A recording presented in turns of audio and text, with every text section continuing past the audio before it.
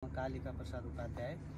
म अहिले नार्क प्रविधि गाउँ भनेर चिनिएको यो बरादीमा छु, तनहुँको। र यहाँनिर एकजना एकदम मेहनती किसानको जोडी हाम्रो प्रकाश चुमानजी हुनुहुन्छ। उहाँ एकदमै सहृदय मान्छे। पहिल्यैदेखि हाम्रो जुन बेला म लुम्लेमा थिएँ त्यो बेलादेखि नै उहाँसँग उहाँका क्रियाकलापहरू नजिकबाट हेरिरहेको मैले। अहिले मैले तपाईँहरूलाई देखाउन खोजेको के भने उहाँको मेहनत।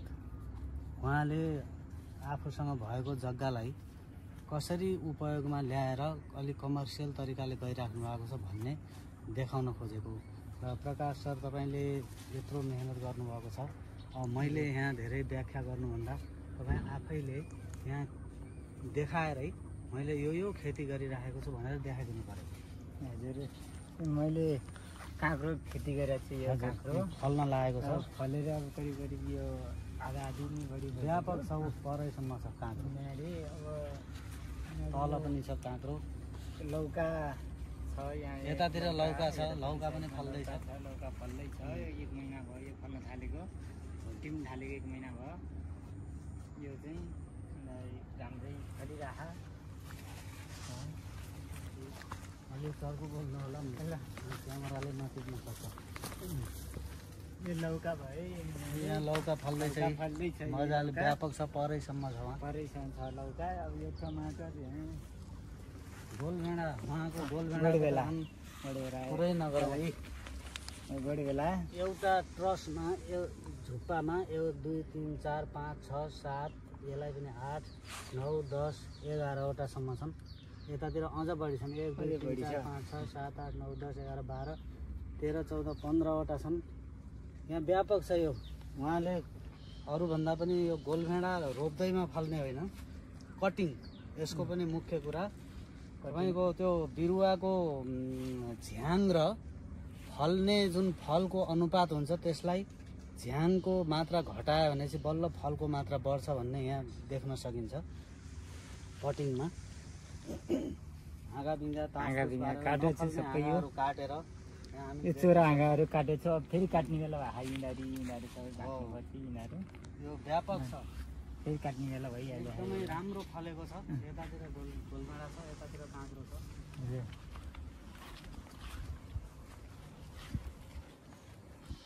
यो त्यहीसम्म छ, यो गएर परैसम्म छ। एउटा उदाहरण, एउटा मात्रै सामान्य क्यालकुलेसन गरौँ न। यो गोलभेडा मात्रै लगाएको जग्गा कति छ होला तपाईँको? यो 1 रोपनी होला होइन, 1 रोपनी जति होला। र त्यसमा पनि उहाँले यो प्लास्टिक हाउस टन्नेल दुनियाँ केही छैन। अहिले ओपन सिजन छ, कुहिरो नलागेको, बर्खा नलागेको सिजनमा यो राम्रो फलेको छ। अनि यो 1 रोपनीमा तपाईँले 1 सिजनमा मोटामोटी कति जति फल्छ होला? मोटामोटी त्यही अब भाउ अनुसार नै हुन्छ। अब लगभग त यो 1.5 लाखको चाहिँ हुन्छ होला।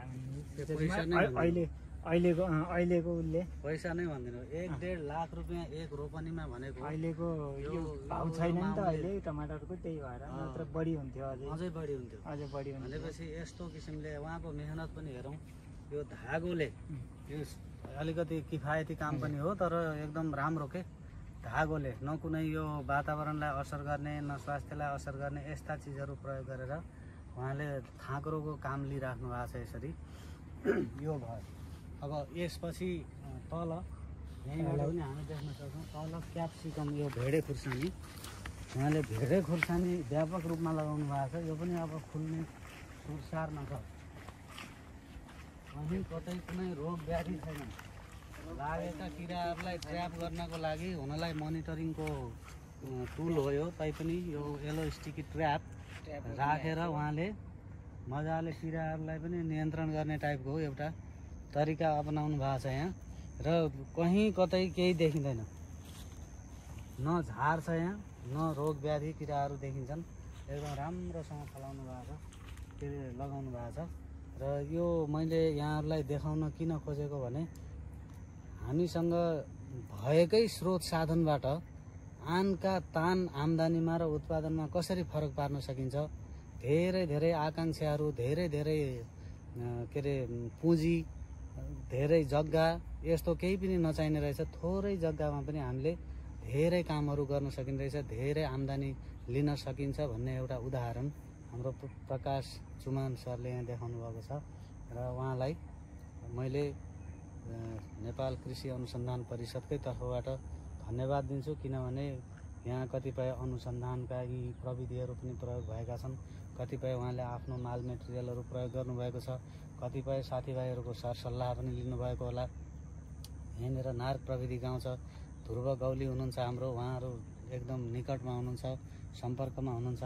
अब हाम्रो योगदान भनेको त सामान्य प्रविधिका कुरा मात्रै होला, बाँकी सबै उहाँको आफ्नो मेहनत हो। यो र आफ्नै पौरख आफ्नै मेहनतले पनि यतिको आम्दानी यतिको उत्पादन लिएर घर परिवार आफ्ना खै खर्चहरू सबै चलाउन सक्ने अहिले चाहिएका यस्तै किसान हुन्, जो हरदम आफ्नै बारीमा बसुन् र यसरी उत्पादन ल्याउन्, आफ्ना आवश्यकताहरू पुरा गरून्।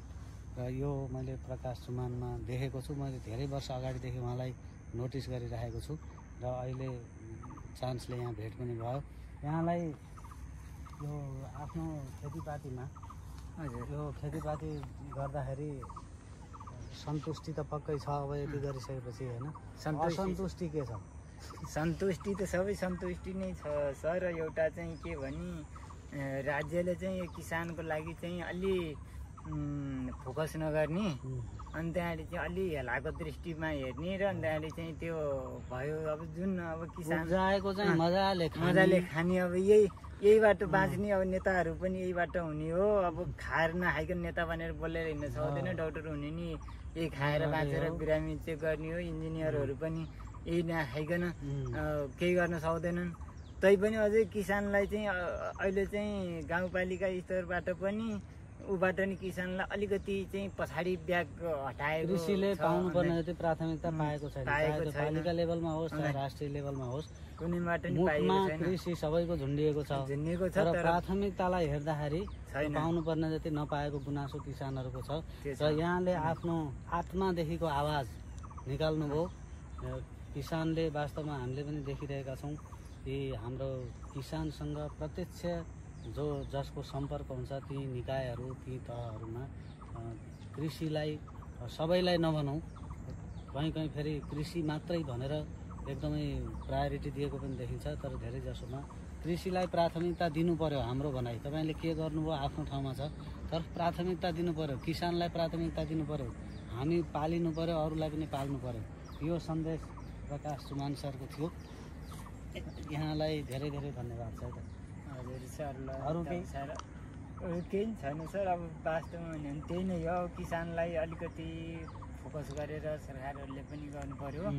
अन्त मेन अब बजार भने त अब कोही बेला महँगो पनि हुन्छ, कोही बेला सस्तो पनि हुन्छ। त्यसमा चाहिँ आत्तिएर छोडिहाल्ने खाले हुन्छन् कुनै किसानहरू। अन्त मेजरमेन्ट यो नमिलाइकन लगाउँछ, एकचोटि वात्तै टाइममा लगाउँछन्, अनि त्यहाँदेखि त्यो घाटा पऱ्यो भनेर छोडिदिइहाल्छन्। यो चाहिँ निरन्तर गरिराख्न नि पर्छ। अन्त यो सिजन मिलाएर त्यो ठ्याक्कै अब ऊ तरिकाले लगायो भने चाहिँ आम्दानी पनि टुटिँदैन, आफूलाई चल्नलाई सहिलो हुन्छ। मैले चाहिँ अब त्यही तरिकाले गर्छु। अब यो खुर्सानी छ, यो भदौ असोज कार्तिकसम्म फल्छ, कार्तिकसम्म फल्छ। अब यतातिर यो राखेको चाहिँ अब ठ्याक्कै अब यो काँक्रो निस्किन्छ, अर्को फेरि रोप्यो भने यसबाट उत्पादन हुन्छ, यसबाट त्यो हुन्छ। त्यो फेरि त्यो मिलाउनलाई चाहिँ मैले यो चाहिँ जोते। उहाँको एउटा आफ्नै क्यालेन्डर छ।